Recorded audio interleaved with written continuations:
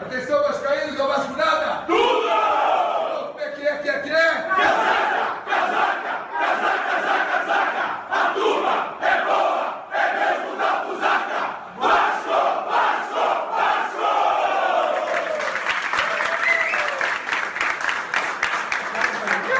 Olá, seja mais uma vez muito bem-vindo aqui ao canal do Vascão Eterno. Pessoal, vamos ao kit YouTube. Se inscreva no nosso canal, deixe seu like, compartilhe nosso vídeo e deixe sua opinião sobre esse assunto aí no final do vídeo. Mais uma vez, eu vou fazer um vídeo duplo. Eu vou comentar alguma coisa do jogo do Fluminense e já fazer um pré-jogo para Botafogo e Vasco. Vasco, Botafogo, amanhã o mando de campo é do Vasco. Pois é, pessoal, vamos ao que interessa. No meu pré-jogo, no meu último pré-jogo, eu falei que eu não esperava nada do jogo, que o campeonato era uma vergonha, essas arbitragens eram vergonhosas, e vimos exatamente isso. Não dá para confiar. Assim, a gente torce, nós somos torcedores, nós torcemos, nós queremos que o nosso time jogue bem, que o nosso time faça gols, ganhe os jogos, e o Vasco fez tudo isso, tá? Mas se tiver um juiz, uma arbitragem que seja extremamente ruim ou que esteja mal intencionada, não pode estar mal intencionada, eu não posso falar isso. Ora, alguns anos atrás nós tivemos o escândalo das arbitragens aí no Campeonato Brasileiro, não foi nem no Carioca. Não estou dizendo que o árbitro foi mal intencionado, mas ele poderia estar mal intencionado. Isso aí não é algo que não se possa dizer. Só não se tem prova, então não posso afirmar que ele estava. Então, eu falo do arbitragem em geral. Então, assim, um árbitro que seja muito ruim, e foi, no mínimo, o caso dele, ou que esteja mal intencionado, é muito difícil um time ganhar, um time conseguir alguma coisa na partida. Bom, vamos ao que interessa. Eu vou comentar os quatro lances mais importantes. Não, na verdade, são cinco lances mais importantes da partida. O primeiro lance, o suposto pênalti do Medel, que a bola bateu no braço dele. Bom, o Medel já estava meio que de costas no lance, estava virando o corpo. O movimento foi natural do braço. Eu não marcaria pênalti. Se o juiz tivesse marcado, nós vimos nos últimos anos vários pênaltis marcados dessa forma. Então, também não acho que seria ruim, seria um absurdo. Por quê? Porque é uma interpretação. O outro pênalti alegado seria o do Cano, ou seja, um a favor do Fluminense, o outro seria a favor do Vasco. O pênalti do Cano, que ele desvia a bola com a mão quando ele estava na barreira, também é interpretativo. O Lucas Pedrosa, por exemplo, disse que ele move e aí com isso amplia o corpo e que isso é, justificaria a marcação de um pênalti. Ora, o Medel fez a mesma coisa. Ele, para mover, para girar dentro da área, ele abre o braço e amplia o corpo. Então, é a mesma justificativa que se daria para a marcação do pênalti do, do Cano. Então, se marcasse ou não, é, você também poderia alegar que as duas interpretações aí são válidas. O que você não poderia ter eram interpretações diferentes, porque foi o mesmo tipo de lance. Não da mesma forma, mas foi o mesmo tipo de lance, porque houve uma ampliação do corpo e, na minha opinião, a princípio não houve uma intenção clara de se levar a mão, a bola, ou muito menos de atrapalhar, de ampliar o corpo com o movimento. Um movimento relativamente natural, e, mas tem a ampliação do corpo. Então, para mim, as duas interpretações até aí, para mim, empatou o 0 a 0. Agora, a primeira anulação de gol foi absurda. O jogador do Vasco parte do campo de defesa do Vasco. Não há impedimento. A bola é lançada, no mesmo momento que ele parte, a bola é lançada. Então, não há impedimento. E não existe isso de estar com o corpo inclinado, porque o que vale ali é onde os pés estão. Tá? A bola é aos pés. Então, não há impedimento. E mesmo que ele tivesse com o corpo inclinado, o jogador do Fluminense também estava, dava posição. Então, isso aí é absurdo do absurdo a marcação daquele impedimento. Fora todas as outras coisas que já falaram, de a câmera não ser melhor para ângulo e etc, etc. Isso aí eu chovendo no molhado. No segundo, eu já vi esse lance pelo menos umas 15 vezes. Eu não consegui ver falta. Eu vi um jogador empurrando o outro na luta por espaço. Nenhum foi exatamente faltoso.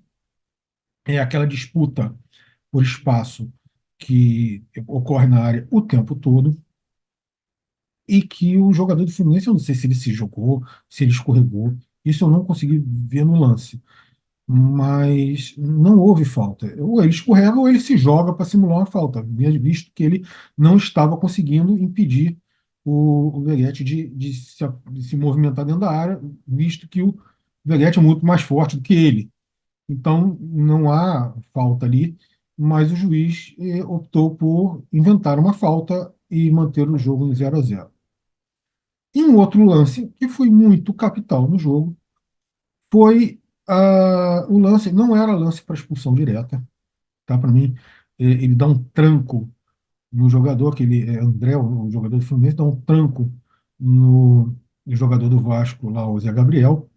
O Zé Gabriel dá aquela valorizada, rola no chão, né? Assim, parece até que levou 3 tiros na cara, 4 no abdômen, né? Fica ali fazendo aquela encenação, o que faz parte, todos eles fazem isso. Não vamos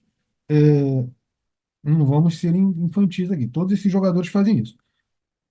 E, tendo feito isso, o lance seguia sendo para cartão amarelo, só que o jogador do Fluminense já tinha um cartão amarelo.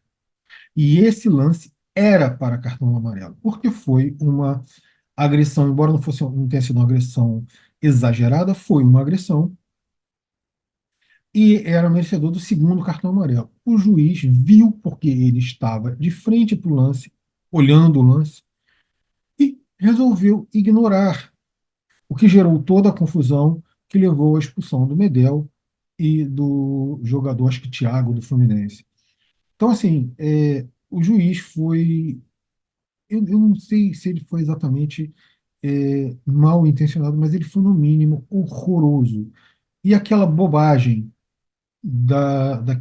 daquela carta da Ferge, aquilo ali mostra apenas que, se o juiz não tinha má intenção, a Ferge tem. É uma pena que a Ferge haja dessa forma, é uma pena realmente que a Ferge tenha se posicionado desta maneira, né? Agora, cabe ao Vasco falar assim, ó, esse aqui não apita, esse aqui não apita, esse aqui não apita, esse aqui não... Ah, não vai ter juiz para apitar. Problema. É simples assim. Esse aqui não apita, esse aqui não apita. Ah, mas você vai ser chato. É para ser chato. É para ser absolutamente chato e irritante. O Vasco tem que se posicionar. E se não tiver juízes para apitar seus jogos, ou traz de fora, ou não tem jogo. É simples assim. Mas não pode ficar o Vasco sendo prejudicado. Porque, vamos ao que interessa. O ano passado, o Vasco fez um primeiro turno horroroso no Campeonato Carioca. E eu entendo, desculpa, no Campeonato Brasileiro. Eu entendo, né, todas aqueles. Ah, mas se o juiz anular um gol, tem que fazer dois. Se anular... Não é assim que o futebol funciona. É difícil para caramba fazer um gol. Quanto mais se o juiz anular errado, você fazer dois, você anular os dois errados, você fazer o terceiro. Não é assim que o futebol funciona. Vamos ser um pouquinho mais intelectualmente honestos aqui, né? O futebol não é assim. Ah, eu vou lá fazer quantos gols forem precisos até o juiz marcar o meu gol. Não é assim que funciona. Então, o Vasco foi o time mais prejudicado, mais uma vez, do Campeonato Brasileiro em lances capitais. Enquanto que o Santos foi o mais ajudado. Ou seja, os erros foram a favor do Santos nos erros capitais. O Santos caiu e o Vasco não. Se o Vasco tivesse ficado ali no meio, numa posição intermediária entre erros e acertos dos lances principais, provavelmente o Vasco estaria hoje, no mínimo, numa Sul-Americana. Talvez até numa pré-Libertadores. Então a gente vê aí o que a dificuldade e os problemas que vêm desses erros de arbitragem. Ora, o Vasco provavelmente, não sei se ele vai se classificar ou não para as semifinais, mas ele só não se classifica numa boa posição, ou seja, indo para as semifinais com a vantagem do empate, por erros, que eles chamam de erros, e que você viu. principalmente nos jogos contra o pequeno, você viu o que não foi. Aí eu não vou chamar de erro, porque assim, você viu claramente dois pesos e duas medidas. Jogadas em que nem falta foi, o jogador do Vasco foi expulso.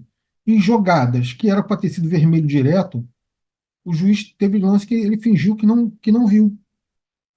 Então, assim, você vê nitidamente o prejuízo que o Vasco leva. Num campeonato de tiro curtíssimo, como é o Carioca, difícil se recuperar, ou mesmo que você se recupere, porque o Botafogo provavelmente vai entrar com um time misto amanhã, e aí eu quero saber se a Ferdi vai punir o Botafogo por não escalar seus titulares.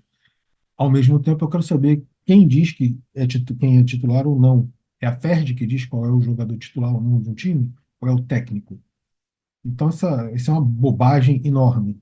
Essas multas, isso aí tudo é bobagem. Isso é palhaçada. O Vasco escala quem ele quiser, né? Agora, eu acho que deve escalar o que tiver de melhor agora, já que, por exemplo, o Veguete mostrou que está recuperado realmente da lesão na costela. Então, eu acho que ele deve entrar e jogar como todos os melhores que o Vasco tiver para colocar em campo. Não exatamente pelo campeonato, porque esse campeonato está mais do que manchado, tá imundo esse campeonato. Mas ele deve botar o melhor em campo para treinar esse time, né? Se for para uma semifinal, vai com o intuito de treinar esse time, não de ser campeão de um campeonato manchado desse. Se for campeão, melhor, mas se não for também, ó, para mim, tanto faz como tanto fez. E aqui nós já entramos no jogo contra o Botafogo. E é isso que eu vejo para amanhã. Um Vasco que vai substituir os dois atletas que foram expulsos, né? As entradas são meio que automáticas, deve entrar o Rojas e o Maicon, né? Eu colocaria o Maicon mais pelo meio, o Maicon é um jogador mais pesado e que não sabe fazer essa função. O Jean Faísca falou muito bem, os jogadores, os dois zagueiros que o nosso amigo colocou, o Armon Dias, eles estão com uma certa liberdade para subir, cada um pelo seu lado, ou seja, o Léo pela esquerda e o, o outro, o direito lá pela direita. Então, assim, só que o Michael não tem essa capacidade, já o Rojas tem. Então, eu coloquei o Rojas e o Michael pelo meio e o Léo pela esquerda. Manteria o esquema tático, até para dar mais entrosamento a essa equipe, né? Colocaria de resto tudo igual, não mudaria nada, e vamos à luta. Eu não sei, eu não sei se eu acho que ele não tem ainda condição de jogo, o esforço, mas para a próxima semana eu acho que ele vai adquirir essa condição de jogo. E manteria o Vasco aí. Se ganhar do Botafogo, ganhou. Se não ganhar também, não faz muita diferença. Para os jogos fora aí, que acho que vão faltar dois jogos, ou um jogo, é, leva o time titular também, porque pelo menos um é lá em Cariacica, no Espírito Santo, e ganhe o jogo, por favor, para dar uma certa alegria aí aos torcedores capixabas do Vasco, mesmo que o time não consiga a classificação. Se ganhar, a chance do Vasco se classificar ali na terceira ou quarta posição, ou seja, indo para a semifinal sem a vantagem do empate, é grande.